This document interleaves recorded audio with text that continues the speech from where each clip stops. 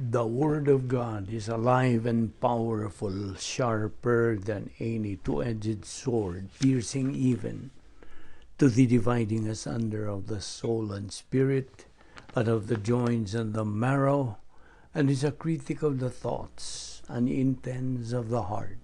All Scripture is God-breathed and is profitable for doctrine, for reproof, for correction, for instruction in righteousness, that the man of God might be mature, thoroughly equipped unto all good works.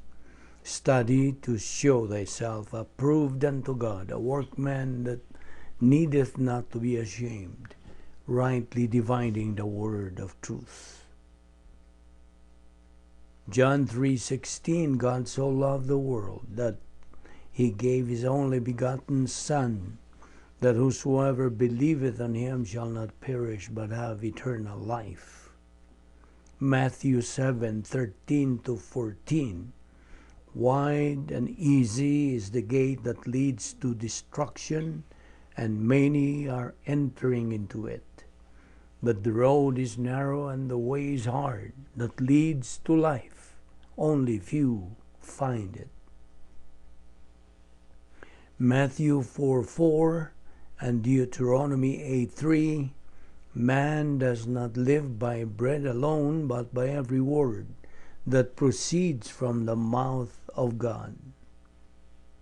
Jeremiah 29:13, you will seek me and find me, if you will search for me with all your heart. Psalm 73:26, my flesh and my heart may fail, but God is the strength of my heart and my portion forever. Before we start our Bible study today, let us examine ourselves, the usual procedure that we follow in our Bible study through the YouTube. We have to use the rebound technique of 1 John 1:9, if necessary, by naming all our sins directly and privately to God the Father. Because 1 John 1:9 says, if we confess our sins, God is faithful and just to forgive us our sins and to cleanse us from all unrighteousness. But for you, unbeliever, the issue you face is not confession of your sins, but using your free will so you can make the most important decision in your entire life, the decision to believe in the Lord Jesus Christ as your Lord and Savior. Acts 16:31 says, believe on the Lord Jesus Christ, and thou shalt be saved. Let us pray.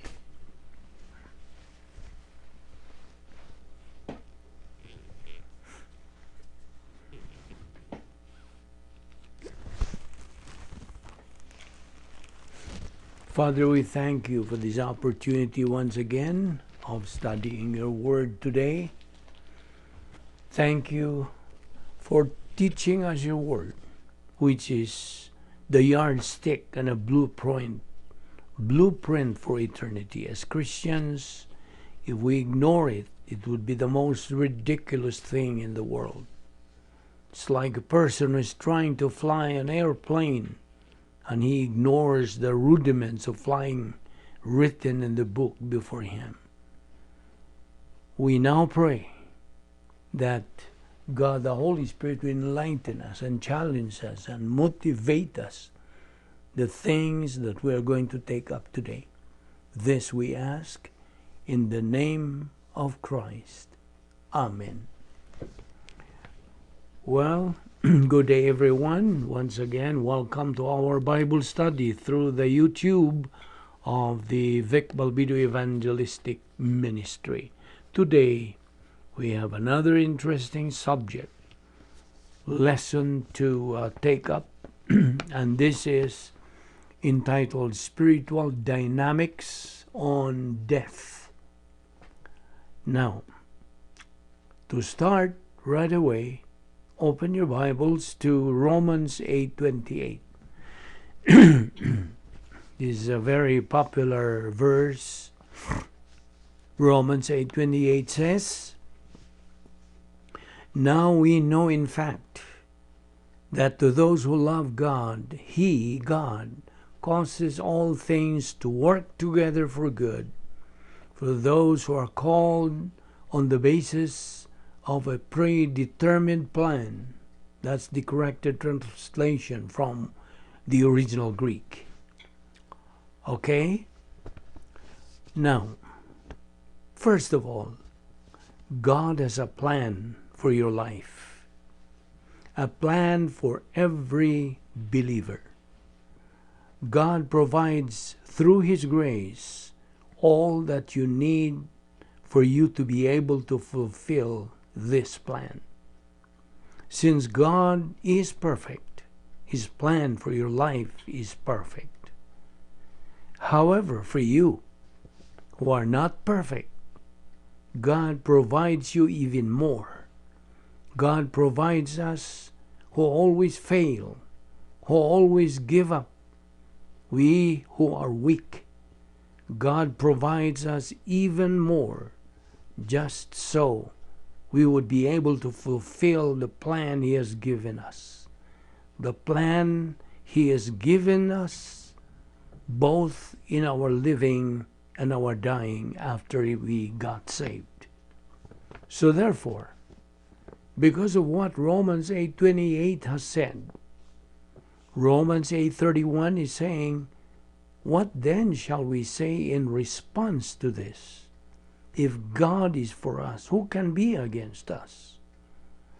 Now, the last part or conclusion regarding this is found in verse 32, which says, "He who did not spare His own Son, but gave Him up for us all, how will He not also along with Him graciously give us all things?"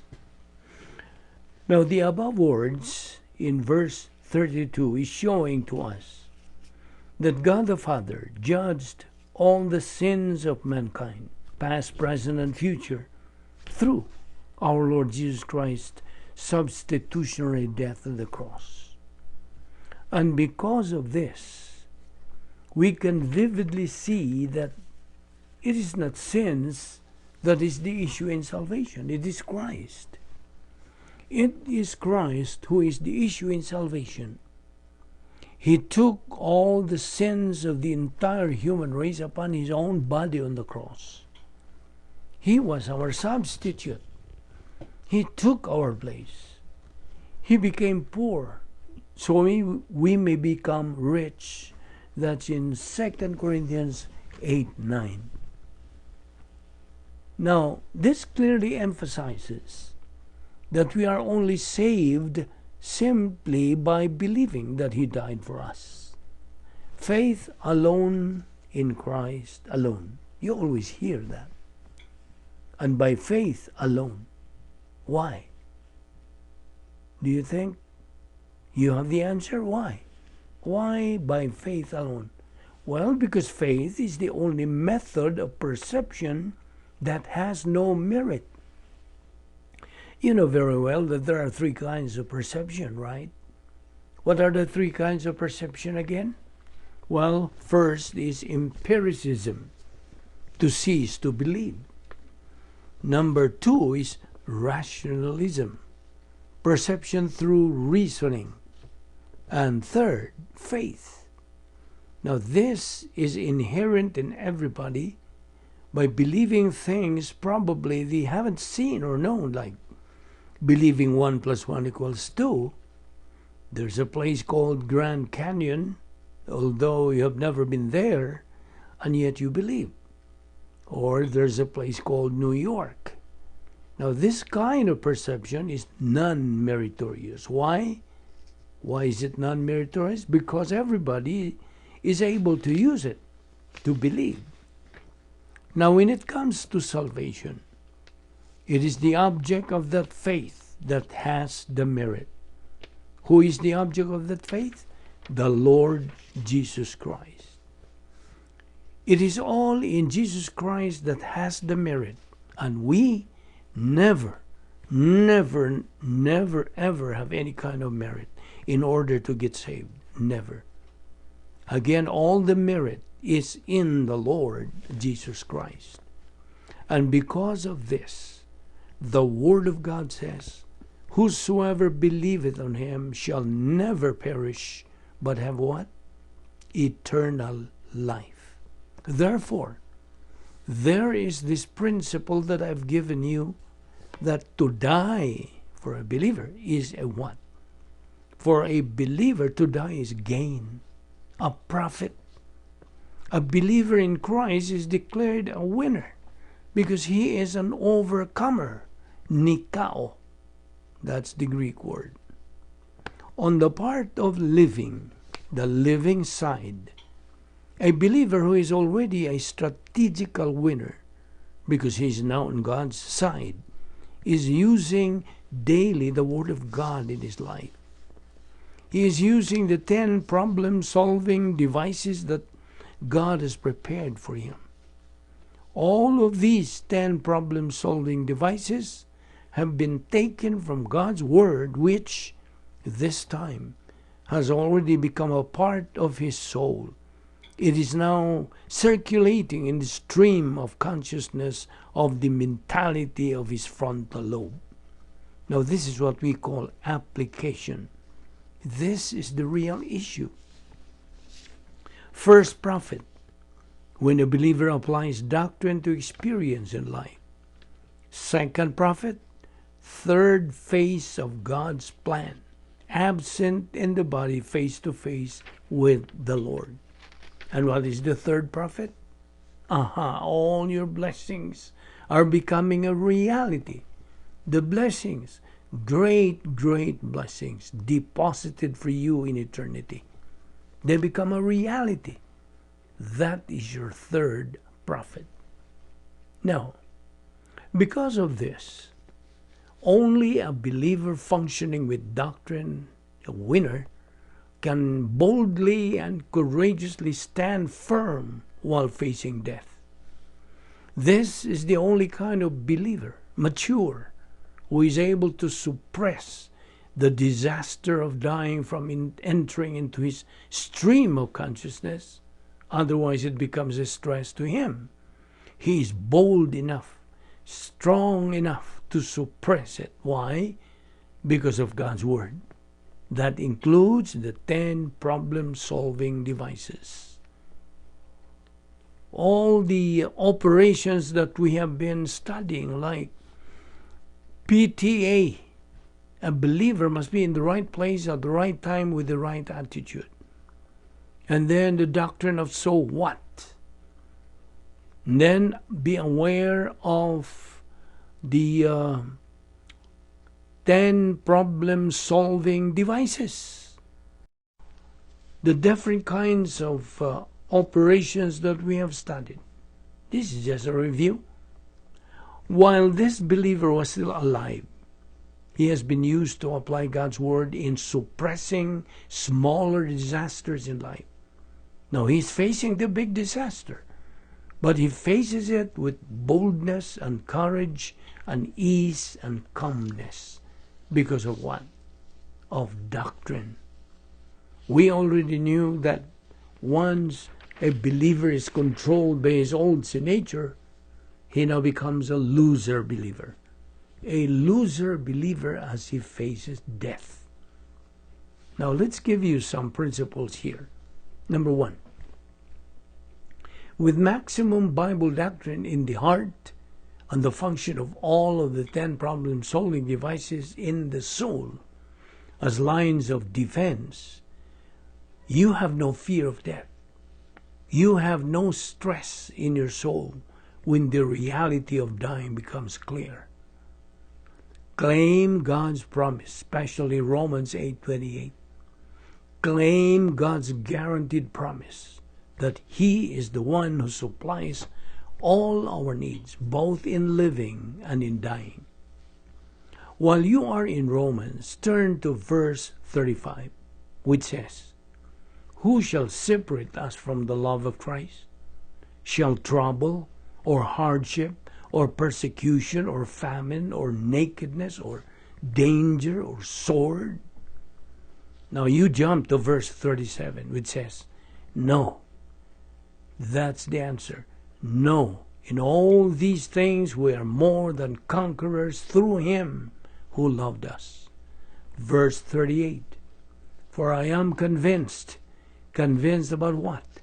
Convinced that while you are facing death, for I am convinced that neither death nor life, neither angels nor demons, neither the present nor the future, nor any powers. Verse 39, "Neither height nor depth nor anything else in all creation will be able to separate us from the love of God that is in Christ Jesus our Lord." Now look at that. Everything are being mentioned there while you are facing your own death. So, there is no problem when you are up in the sky or down deep in the ocean. Why? Neither height nor depth. Now listen, for you believer, to die is profit. The verses that we have just read, verses 38 and 39, these verses are the foundation of spiritual dynamics. Because of this, a believer who is facing death, since his life is over, of the Word of God, through the Word of God, in a persistent, consistent, and continuous study of it, he has maximum amount of doctrine in his frontal lobe. These are the things he's using at that moment he's facing his death. Now this believer can shout based on 1 Corinthians 15:55. Why? What does verse 55 say? Okay, let us read, starting verse 54. "When the perishable has been clothed with the imperishable, and the mortal with immortality, then the saying that is written will come true. Death has been swallowed up in victory." Now, if you are smart, and I will test you being smart, what does verse 54 mean? What is he talking about in verse 54? What? Resurrection. Did you hear me? That's resurrection. It talks about physical, corruptible physical body to be replaced with incorruptible, imperishable body. That is resurrection. That verse tells the believer that is victory for you. In verse 55, "Where, O death, is your victory? Where, O death, is your sting?" Now question, what does verse 55 mean? What is it talking about in this verse? You answered in verse 54 that it talks about resurrection. Now what about verse 55? What? The answer is, this is talking about your dying. And your victory you're going to receive even at that moment of your dying. That is what is being spoken of. You have victory. The victory here is related to your dying. That's your victory. But why is your death a victory? May I ask you why? Or let's put it in a milder way. Who of you are afraid to die? Why is your dying a victory? Why? Well, first of all, let us clarify this thing. All of you are alive while you are listening to this message, right? But there are some of you who are practicing. They're sleeping. They're practicing to die. Okay. Each and every one of us Each and every one of us, our respective life is hanging on a fine, fine thread. Okay? At any moment, it can be cut off, right? So because of this, let me give you 3 principles here. Principle number 1. No one is truly prepared for death or even for dying apart from that all-important decision to believe on the Lord Jesus Christ. For this is the only way in which we receive eternal life and enter into relationship with God while still on this earth. In other words, what does this principle mean? Nobody is really truly prepared for death or even for dying if one is not what? If one is not saved. Because it is only by his being saved that he can be sure to live with God forever. That's the only way. Now listen, an unbeliever is never prepared for death or for dying. He's never prepared. Principle number 2. No believer is prepared for death after salvation apart from that spiritual dynamics of metabolized doctrine in his heart and having his own lines of defense composed of his very own 10 problem-solving devices. Principle number 3. The reality of dying is an outside pressure that demands the only preparation possible. Blank and blank. Fill in the blanks. What? Demands the only preparation possible. What are the 2 preparations that he can do? Number 1, blank, and number 2, blank. What? First, blank. The only preparation possible because of the reality of dying. Now, all of us are going to undergo in our dying. We are going to undergo. Dying is a pressure that is outside which demands the only preparation possible. Now, what's number 1? Now, you are a believer. What's number 1? The answer, it is your possessing, having the Word of God right there in your heart, in your cardia. It is the maximum amount of doctrine that's in you. That's your number 1 preparation. Okay? And what is the second one? The answer, it is your living, functioning with the Word of God. That is what you are living with. You are living with it. That's number 2. While you are still alive, what do you use? The answer, you use God's Word, including the 10 problem-solving devices in solving any kind of problem in life, right? Imagine you are dying. Can you imagine yourself dying? What do you as a believer use? Word of God? Philippians 1:21, for me to live is Christ, to die is what? Gain. Romans 8:28, he works all things for the good. What else? As a believer, you very well know that when you die, you'll be what? Absent in the body, face to face with the Lord. 2 Corinthians 5:8. Now, there are so many promises that God has for every believer. One is, though I walk through the valley of the shadow of death, I will fear no evil. For you are with me. Your rod and your staff, they comfort me. Psalms 23:4. I will fear no evil. Now, what does evil mean there?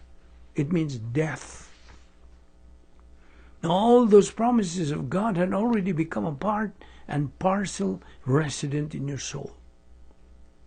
Now, your soul and the souls of all people will die. Will die or not?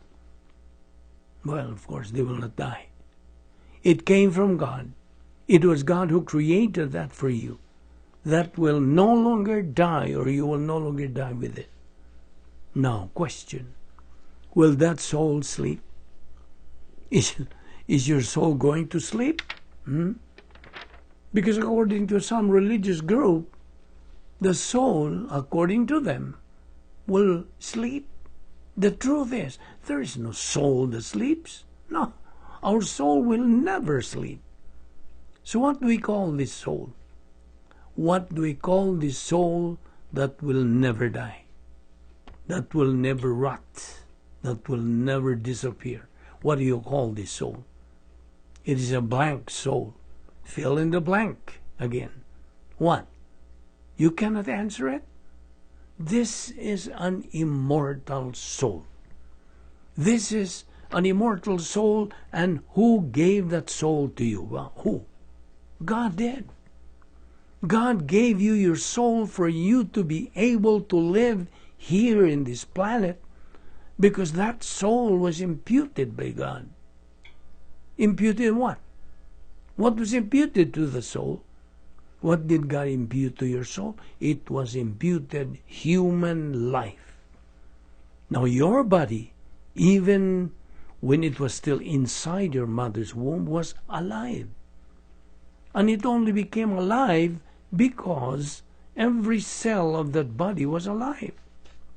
That body inside your mother's womb cannot be considered a living person, but only a living body. Do you understand? A living person is not the same as a living body. Okay? Now let's clarify this tonight. Do not be confused with this biblical principle.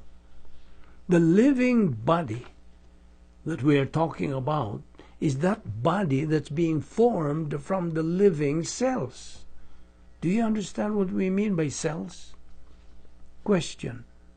How many cells are you made of? How many? When it started, how many cells were you made of? Do you know how many cells were you made of? At the start? The answer, only one. One cell. You are only one cell. But is it really one? Yes, just one cell. Out of two cells that combined together, but our parents were the only ones who made it, and only one cell. You are only one cell. Do you understand? Now, you are only one cell, that you are what you are now. Do not be arrogant on that, because you are only one cell. Now, that one cell originated or came about out of two cells that are joined together from your mom and your dad. And listen to this. That is the only thing that man can produce or make. The only thing. The body, right? It is man that produces it. That's the body that is living. And listen, that living body is not a living person. That's only a body that is alive, because of every cells that are living in that body that form that very body. Is that clear? Now, when that living body comes out, do you now know what the living body means? When that living body comes out from his mother's womb, what is included there? Living body and the soul. Your soul joined together your living body. So, and that soul was formed not by man, but by whom? By God. Now, when that living body comes out already with a soul that is completely formed, what does God do this time? God this time imputes human life to your soul. That makes that living body this time as a living human being. You are a living person. Do you understand that? Okay. Now, Let's clarify also for you, what is this human life? The human life that God imputes to your soul that does not only make you a living body, but you are a person, a living human being. What is it? What is the human life? What? It comes from God. He lent it to man so man can live in this planet. God gave it to man with the living soul. But only human life has its limit here on earth. The soul has no limit. It lives in eternity, either in heaven or in the lake of fire. Let us pray. With your heads bowed and your eyes closed, we're going to spend the closing moments of our service, our Bible study, to those without Christ, without hope, and without eternal life. The Lord Jesus Christ does not want to see anyone drink the cup of judgment. And there is only one way not to drink of that cup, and that is to believe in the Lord Jesus Christ. The scripture says, "For God so loved the world, that he gave his only begotten Son, that whosoever believeth in him shall not perish but have eternal life." Now how can that be? How can that so simple act of faith in which we receive salvation? Because God the Son on the cross received the imputation of all of our sins from God the Father. They were imputed to him. And that means that every sin of every human being who had ever lived, your sins, my sins, and therefore there is no barrier between us and God. All the barrier has been removed. There is no more sin between us and God. Our relative righteousness no longer matters. What matters is, what do you think of Christ? And so, we have a package, and that package is to be unwrapped. And the only way to do it is faith alone, in Christ alone. By grace are you saved through faith, and that salvation is not of yourselves, it is a gift of God, not of works, lest any man should boast. The only thing that we have to boast of is the work of the Lord Jesus Christ. And so right where you sit right now, you can become a believer in the Lord Jesus Christ and secure your eternal future. It is as simple as saying, "Father, I believe." And now, Heavenly Father, we thank you again for your wonderful word, for the look into the past and the look into the future, and by it we know that you are God. We thank you for all that you have done for us. We pray that we might not forget our past and our future. May we live our life in the light of eternity. We ask all this in the name of our Lord and Savior Jesus Christ. Amen.